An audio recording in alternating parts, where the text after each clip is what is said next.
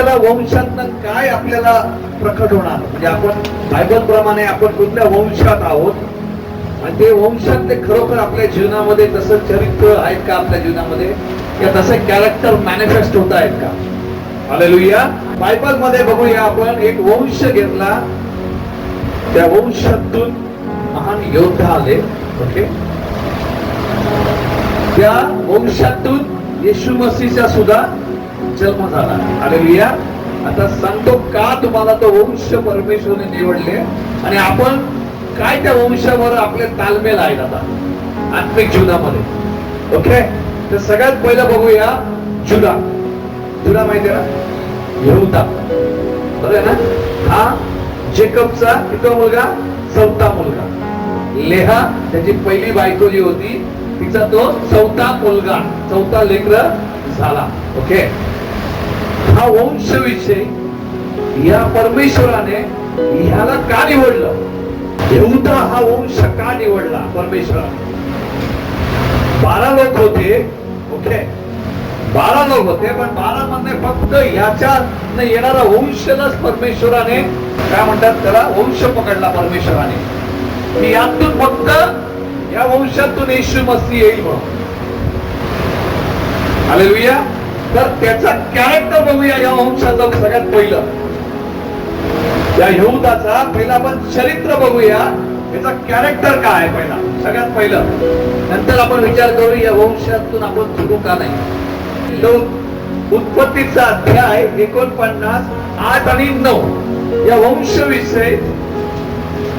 Jacob त्याचा वडील आहे, मरण्याच्या आधी त्यांना आशीर्वाद देतो आहे आणि तो भविष्यवाणी करतोय या वंशाविषयी. तर या वंशाची भविष्यवाणी बघूया. त्याच्या समोर मुलगा आहे, तो त्याचा वंश अजून आला नाहीये, पण हा त्याचे वडील त्याला बघून भविष्यवाणी करताय. बघूया काय ते, काय या वंशाविषयी काय सांगतो आहे, आपल्याला काय समजतं.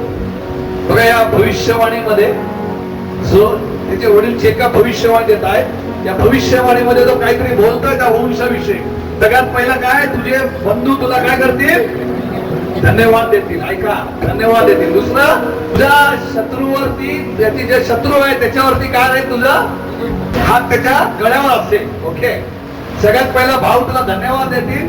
दुसरं, शत्रूवरती, शत्रूचा मान तुझ्या हातामध्ये येणारे तुझा वंश जो आहे त्याच्यानंतर ते तुझ्या समोर नमन होती.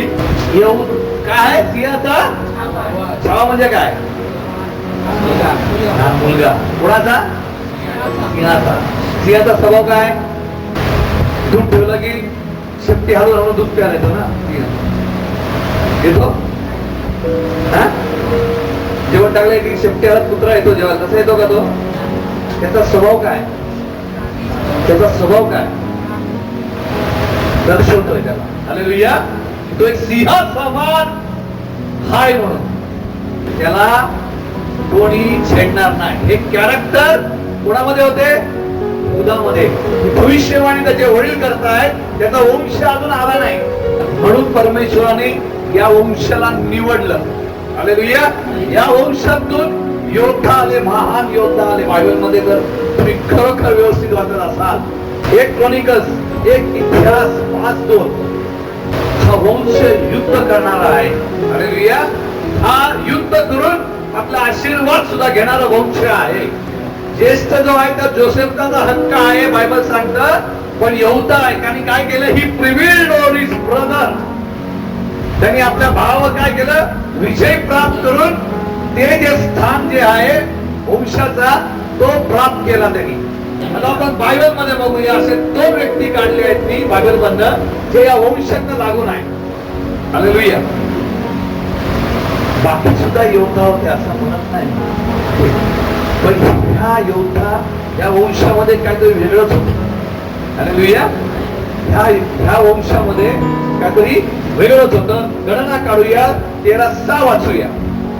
हा जो कॅलिब होता हा यहूदा वंशात येतोय, याच्याविषयी बोलतोय मी. यहूदा वंशातून कॅलिब आला.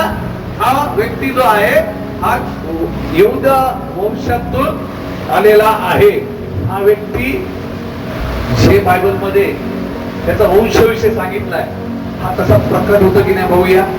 जोशुआ काळ 15:16 ते 17 वाचूया. योद्धा व्यक्तीचं लक्षण बघा. हालेलुया. कॅनिस आहे, त्याची मुलगी आहे. तो म्हणतो तो जो नगर कोणी विजयी प्राप्त करेल ना, तर त्याला माझी मुलगी लग्नाला देईल. ओके.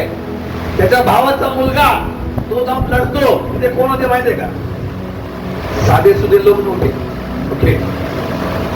ते जायंट्स लोक होते. जायंट्स, गोलायत सारखी लोक होती. हालेलुया.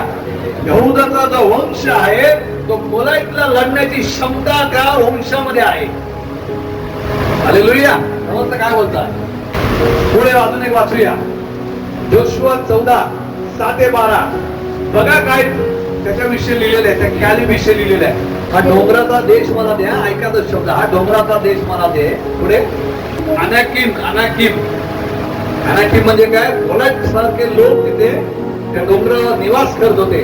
हा म्हातारा व्यक्ती 85 वर्षाचा आहे. मोसा बरोबर ज्यावेळी होता त्याचा वय 40 होतं.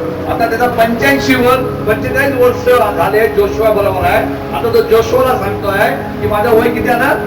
85 झाला आहे. 85 वर्षाचा म्हातारा कॅलिक झालाय. तो काय बोलतो? ते डोंगर मला दे. मोसा बोलल्याप्रमाणे तिकडे जे जायंट्स लोक आहेत, गोलायत सारखे लोक आहेत, त्यांना मी काय करणार? पळून लावणार. हालेलुया. त्या वंशाचं एक वैशिष्ट्य होतं. हालेलुया. की यांना कुठलीच गोष्ट थांबू शकत नव्हती. हालेलुया. या वंशातलं एक चांगलं चरित्र होतं की ते गोलायत बरोबर लढायची क्षमता होती. हा गोलायत जेव्हा उभा होता आणि इस्रायल लोकांना धमकवायचा, तर सर्व इस्रायल लोक लपून जात होते. माहितीये ना? ओके. माहितीये ना? अशीच लोक होती त्यावेळी. आणि या वंशातून कोणाला माहिती आहे त्याच्यानंतर ज्याच्यामध्ये तो चरित्र होता गोलायत बरोबर लढायचा, कोण आहे तो? दाऊद राजा. हालेलुया. दाऊद राजा सुद्धा त्याच वंशातला होता. म्हणून दाऊद राजा फक्त गोलायत बरोबर लढला. त्याचा वंश जास्त मायना ठेवतो मनुष्यामध्ये. हालेलुया. दाऊद राजाने एकट्याने 16 वर्षाचा असताना त्या गोलायतला मारलंय. हालेलुया. कारण त्या वंशाचं त्याच्यावरती काय? हे भिस्त वंशाचं. हालेलुया. दाऊद राजा पण तसाच होता. आता येशूचं काय दर्शवतं? परमेश्वराने काय येशूला निवडलं? हे सर्व शारीरिक युद्ध होते. गोलायत बरोबर लढणं वगैरे, अनाकिम लोकांना हकलणं वगैरे, हे शारीरिक युद्ध होतं. आणि आत्मिक युद्ध लढण्यासाठी परमेश्वराने येशूला त्याच वंशातून निवडलं. दाऊदचा वंश लिहिलेला. दाऊदच्या घराण्यापासून येशूचा जन्म लिंक केलेला आहे. का? कारण परमेश्वराला माहित होतं की आत्मिक लढाई पण तशीच आहे जशी शारीरिक लढाई हे लोक लढत होते. हालेलुया. म्हणून येशू जो जन्माला आला तो दाऊद घराण्याचा त्याचा वंश पकडला जातो. माहिती आहे ना? दिलं बघा, हाऊस ऑफ डेव्हिड म्हणतात. दाऊदच्या घराण्यातून आलेला येशू मसीह असं लिहिलेलं आहे. कारण शैतानावरती विजय प्राप्तच करेल ज्याच्यामध्ये ते गुण आहेत, ज्या वंशामध्ये गुण आहेत, लढण्याची वृत्ती आहे, ते येशूमध्ये होतं. हालेलुया. येशू त्या वंशातून आला म्हणून येशू प्रत्येक स्थितीमध्ये लढू शकत होता. परमेश्वराला माहित होतं की शैतानाला जर तुडवायचं असेल तर या वंशातूनच आला पाहिजे. म्हणून येशू मसीहचा जन्म या वंशातून झाला. आणि बायबल जर वाचत असाल तर तुम्ही बघणार किती वेळा येशू मसीह त्या शैतानाबरोबर, त्या गोलायत बरोबर लढला. हालेलुया. आणि प्रत्येक वेळी त्या गोलायतला येशू ख्रिस्ताने काय केलं? मात दिलेली आहे. प्रकटीकरण 5:5 काय म्हणतंय बघा. या येशू मसीहला त्या वंशाचा काय म्हटलं आहे? रडू नकोस. प्रकटीकरण मध्ये लिहिलं आहे, यहूदा वंशाचा सिंह. हालेलुया. यहूदा वंशाचा सिंह येशू मसीहला दर्शवला आहे. लायन ऑफ जुडा. हालेलुया. त्या वंशाचा येशू ख्रिस्ताला सिंह म्हणून दर्शवला बायबल मध्ये. त्या वंशाचा सिंह आहे तो. म्हणजे एखादा व्यक्ती जेव्हा लढतो त्याच्याबरोबर तो सिंह उभा असतो. हालेलुया. तो सिंह लढायचा अर्धा काम सिंह करतो. तो जर सिंह आपल्या बरोबर असेल तर शैतान आपल्यावर चाल लवकर करत नाही. प्रत्येक युद्धामध्ये तो सिंह आपल्या बरोबर असेल, पण लढायला आपल्याला पाहिजे. हालेलुया. परमेश्वराने आपल्याला त्या वंशातच निवडला, माहिती तुम्हाला, बरोबर आहे ना? तर आपण कोणा विश्वास करतो? येशू कुठल्या वंशातून आला? आपण कोण असलो पाहिजे? आपण किती गोळ्यात पाडले पाहिजे होते? गोळ्यात आपल्यावर आपण खाली हात पाडले. असे किती गोळ्यात आपण पाडले पाहिजे होते, पण असे किती गोळ्यात आपल्या छातीवर बसून आपण खाली बसलेलो आहोत आणि हात वर पाय करून ओढून ते वाचवा प्रभू. आणि त्याच यहुदी वंशीचा येशू मसीला सिंह बोललेला आहे. त्यांनी आपल्याला निवडला आहे. तर आपण आपल्या जीवनामध्ये असे गोलाईत लोकांना सामना करायची आपली क्षमता आहे आणि आपण त्याच्यावर मात करायची पण आपल्याला क्षमता प्रभूने दिली आहे. हालेलुया. रोमन्स अध्याय 8:37 वाचा. We are more than conquerors, म्हणजे विजय प्राप्त करण्यापेक्षा जास्त आपण आहोत येशू ख्रिस्तामध्ये. हालेलुया. कारण येशू मसीहने शैतानाला त्याच्या पायाखाली तुडवलं आहे, तर आपण पण तुडवणार. तर आपण त्या वंशातले आहोत. जीवनामध्ये कुठल्याही क्षेत्रामध्ये कॉम्प्रोमाइज लाईफ जगू नका. हालेलुया. तुम्ही योद्धा आहात, योद्धाच्या वंशात आलेले आहात. युद्ध करायचं आपल्याला हक्क आहे, युद्ध जिंकायचा पण आपला हक्क आहे आणि आपण जिंकणार म्हणजे जिंकणार. कुठली स्थिती असू दे, आपल्या परिस्थिती कशी असू दे. हालेलुया. लढायला उभे राहिलं पाहिजे. आपल्या डीएनए मध्ये ते लढायची क्षमता पाहिजे. हालेलुया. किती असे गोलाईत पाडायची आपली क्षमता आपल्यालाच माहित आहे, परमेश्वराला माहित आहे, पण आपण विसरलो. मी आजच पाहिलं प्रार्थना ह्याच विषयावर बसलेलो, सकाळी प्रार्थनेमध्ये होतं. डोंगरावर आपला सिंह आहे, जर प्रगती करत 5 मध्ये बघितला तो वरती बघून धर्रागे देतो आहे आणि मी खाली उभा आहे. बोलला आता कोण येईल? प्रोटेक्शन तर वर नाही, कुठला गोलाय दे. हालेलुया. लढायची आपली क्षमता पाहिजे आणि आपण प्रत्येक स्थितीला लढलो पाहिजे. कुठल्या क्षेत्रामध्ये कॉम्प्रोमाइज लाईफ जगत असाल तर यहुदी वंशाचं नाही तुम्ही. पत्रस बोलतो आपण निवडलेले काय आहेत? निवडलेले काय? कुठले वंश? यहुदाचे. हालेलुया. यहुदाचं वंशाचं कॅरेक्टर काय? लढणारे, प्रत्येक स्थितीला लढणारे. हालेलुया. प्रत्येक स्थितीला लढायचं आहे. कुठल्या क्षेत्रामध्ये मागे हटायचं नाही. तुम्हाला वाटतं या क्षेत्रामध्ये लढायचं आहे, युद्ध पुकारा आणि लढा, नक्की गोलाईत पाय खाली येणार. हालेलुया. शारीरिक तर गोलाईतला डाव खाऊ शकतो आणि आत्मिक गोलाईतला येशू ख्रिस्ताने वर्चस्व हरवलाय. आपण त्याच वंशाचे आहोत. हालेलुया. हालेलुया. दाऊदनी एक गोलाईत पाडले, आपण 100 तरी पाडूया. दाऊदनी एक जर गोलाईत पाडलं आपण 100 पाडू. हालेलुया. कारण त्या दाऊद वंशाचा सिंह आपल्या बरोबर आहे.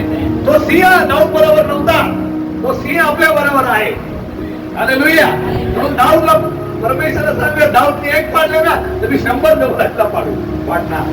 प्रत्येक स्थितीमध्ये भावने कुठल्या जिल्ह्यामध्ये विश्वासी जेव्हा कॉम्प्रोमाइज लाईफ जगतात, मला वाईट वाटतं. उठायचं, युद्ध करायचं. कुठलाही गोलाईत असेल, तुमच्या जीवनामध्ये गरिबीचा असेल, तुमच्या जीवनामध्ये बंधनाचा असेल, तुमच्या जीवनामध्ये आजारीचा असेल, तुमच्या जीवनामध्ये कर्जाचा असेल, तुमच्या जीवनामध्ये समस्याचा असेल, उठा आणि लढा, त्याला सोडू नका. हालेलुया. जोपर्यंत विजय प्राप्त होत नाही तोपर्यंत सोडायचा नाही. गोलाईत आवाज दे. बायबल सांगतं शैतान घुरतो आहे, संपवायचा प्रयत्न करेल, घाबरू नका. हालेलुया. कारण त्याचा बाप आपल्या बरोबर आहे. हालेलुया. किती लोकांना वाटलं खरोखर मी यहुदा वंशाचा आहे, लग्नाची वृत्ती माझ्यामध्ये आहे, बाकी कॉम्प्रोमाइज झाले. तू मला त्रास नको देऊ, मी तुला त्रास देतो. शांतीचा समजवता करा, करा शांतीचा करा. हालेलुया. काही लोक कसे जीवन जगतात, काही लोकांची सवय, विश्वासी लोक जास्त तसे जगतात आणि असेच लोक कॉम्प्रोमाइज जगतात. परमेश्वर या सेविकामध्ये निवडलाय, हा युद्धाचा वंशाची सेविका आहे, लढणारी सेविका आहे, सोडत नाही. सिंहाच्या गळ्यात हात घालून खेचून काढणारा सेविका आहे. हे ते वंश आहे, सोडत नाही भावांनो. तुम्ही आपल्या जीवनामध्ये कोणत्याही समस्या आपली सोडू नका, लढा. हालेलुया. तोच विजय आपलाच आहे. हालेलुया. या more than conquers, more than म्हणजे विजयपेक्षा जास्त आपण विजय प्राप्त करणारी लोक आहात. विजयपेक्षा जास्त विजय प्राप्त करणारी लोक आहोत. त्या वंशातले आपण आहोत. हालेलुया.